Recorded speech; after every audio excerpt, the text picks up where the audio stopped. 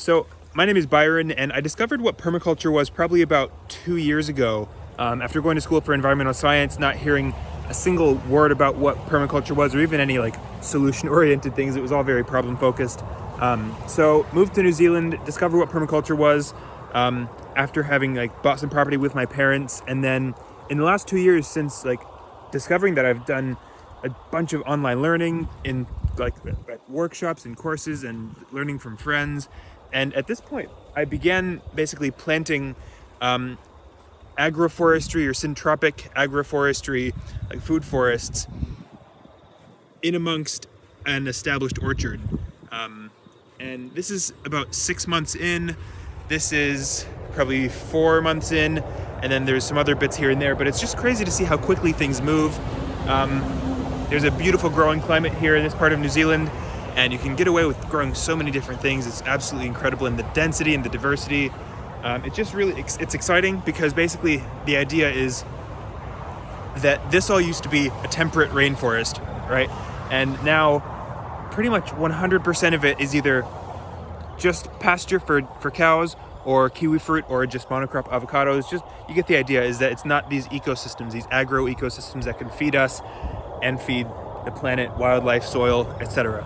And so that's part of what brought me into permaculture. It wasn't about food sovereignty or anything, or about growing nutritious food. It was about how do we, because I was coming from an environmental science point of view, is how do we create a future that provides for the needs of people, but also honors the ecological limits of the earth, right, that we're kind of pushing.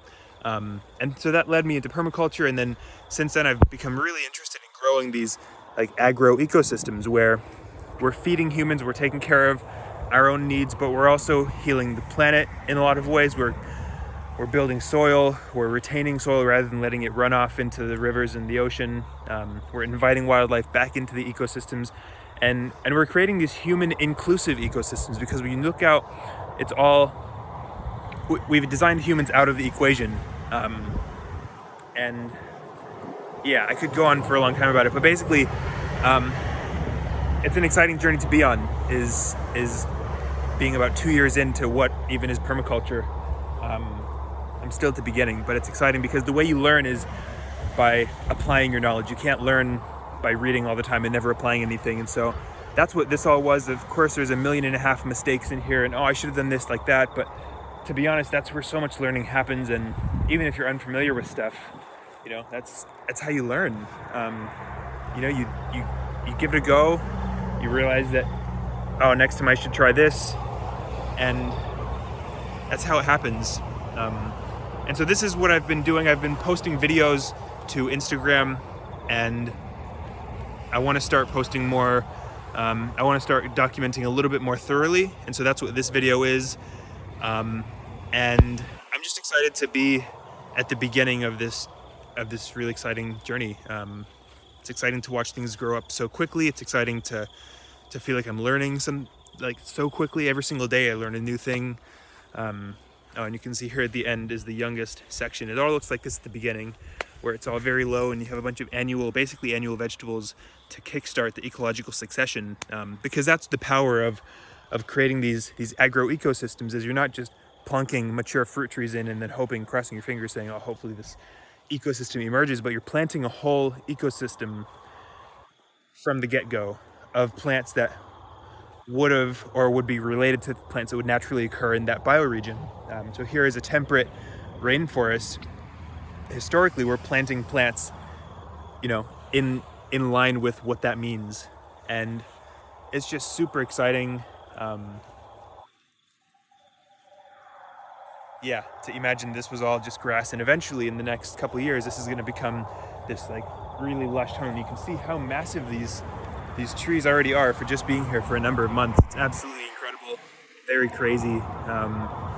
And so what I've begun doing is just sharing and documenting a lot of this process. And as I'm learning, I'm sharing. And so it's kind of like, basically what it is for me, it's kind of like the learning edge, or that's what I'm calling it, is the learning edge of, as I learn, I apply and I share, and then I learn more and then I apply and I share. And so it never feels like it's stale to me. It never feels like I'm just settled and I know everything there is to know, because every single day I'm proven wrong about something, or something new is, emerges. And it's just really cool to me. It's whether it's food forests or whether it's, architecture or whatever it is for you. Like, I don't know. I'm really excited about the idea that the world needs a little bit of what everybody has to provide.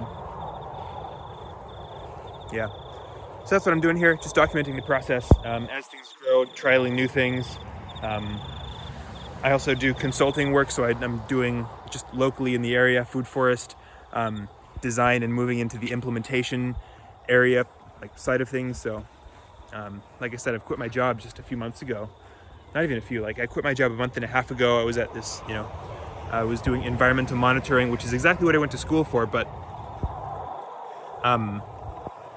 it wasn't, ultimately fulfilling. And so that's kind of the direction I'm going now, is working with people who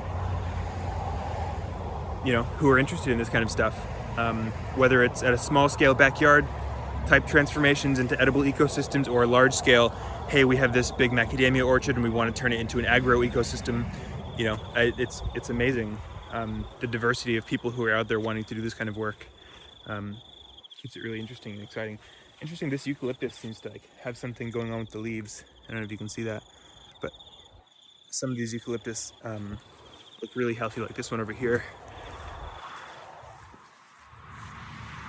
So the pruning style for eucalyptus is really fun. It's one that I talk a lot about on my Instagram videos, but basically pruning it by raising the crown, because the idea with eucalyptus is that you have to manage it by chopping and dropping it all the time. Like, a lot of the biomass ends up on the forest floor. That's what builds soil. That's the process by nature, that nature uses to create ecosystems, is building soil. And so that's kind of how these, where they have their power, is building soil, transforming ecosystems by modeling the process by which nature creates ecosystems. Anyways, that's probably the end of this video, as I have a little bit more walking around to do. Basically, this is the back edge of an established orchard. It's a diversity of things. There's citrus, there's stone fruit, there's avocados, and all sorts of things. But basically the idea is a piece by piece transformation of the whole orchard. So eventually it's one big, agro ecosystem or food forest. But I go slow to give myself time to learn, observe, and then apply, and then wait, observe, learn, apply. So yeah, super exciting. Stick around, follow me if you want to stay updated on this kind of stuff. I'm gonna try and get a little bit better about posting more long form content like this more regularly. Just wait, give it like 6 months and this stuff's all gonna be above my head. I'm really excited. Anyways, catch you guys later.